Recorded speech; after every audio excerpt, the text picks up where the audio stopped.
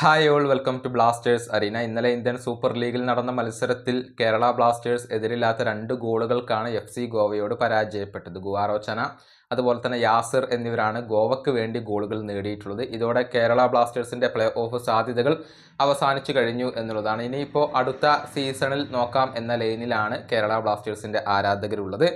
ഏതായാലും ഈ മത്സരത്തെക്കുറിച്ച് ഗോവയുടെ പരിശീലകനായ മനോളോ മാർക്കസ് സംസാരിച്ചിട്ടുണ്ട്. അതായത് രണ്ടാം പകുതിയിൽ ചില താരങ്ങളുടെ പൊസിഷനുകളിൽ തങ്ങൾ മാറ്റം വരുത്തി.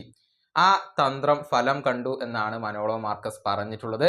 അദ്ദേഹത്തിന്റെ വാക്കുകൾ ഇങ്ങനെയാണ്: ഉദാന്ത, യാസിർ, ഡ്രാസിജ് എന്നിവരുടെ പൊസിഷനുകൾ ചേഞ്ച് ചെയ്തത് വളരെ പ്രധാനപ്പെട്ട ഒന്നായിരുന്നു. ആദ്യ പകുതിയിൽ ഉദാന്ത ലെഫ്റ്റിൽ കംഫർട്ടബിൾ ആയിരുന്നില്ല, റൈറ്റിൽ യാസിറും കംഫർട്ടബിൾ ആയിരുന്നില്ല, ഡ്രാസിച്ച് മധ്യത്തിലും കംഫർട്ടബിൾ ആയിരുന്നില്ല. എന്നാൽ രണ്ടാം പകുതിയിൽ ഇവരുടെ പൊസിഷനുകൾ മാറ്റി. ഇതോടെ അവർ മികച്ച പ്രകടനം നടത്തി. അതുകൊണ്ട് തന്നെ രണ്ടാം പകുതിയുടെ തുടക്കത്തിൽ തന്നെ ഒരു ഗോൾ നേടാൻ ഞങ്ങൾക്ക് കഴിഞ്ഞു.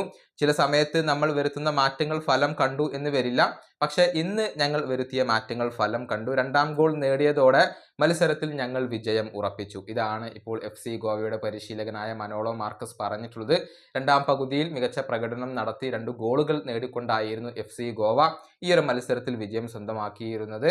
മത്സരത്തിൽ കേരള ബ്ലാസ്റ്റേഴ്സ് മോശം പ്രകടനമാണ് നടത്തിയിട്ടുള്ളത് എന്ന് പറയാതിരിക്കാൻ വയ്യ. ഏതായാലും ഗോവ പ്ലേ ഓഫ് ഉറപ്പിച്ചു കഴിഞ്ഞിട്ടുണ്ട്. പോയിന്റ് പട്ടികയിൽ 2ാം സ്ഥാനത്താണ് അവരിപ്പോൾ ഉള്ളത്. അതേസമയം കേരള ബ്ലാസ്റ്റേഴ്സ് പിറകിലാണ് വരുന്നത്.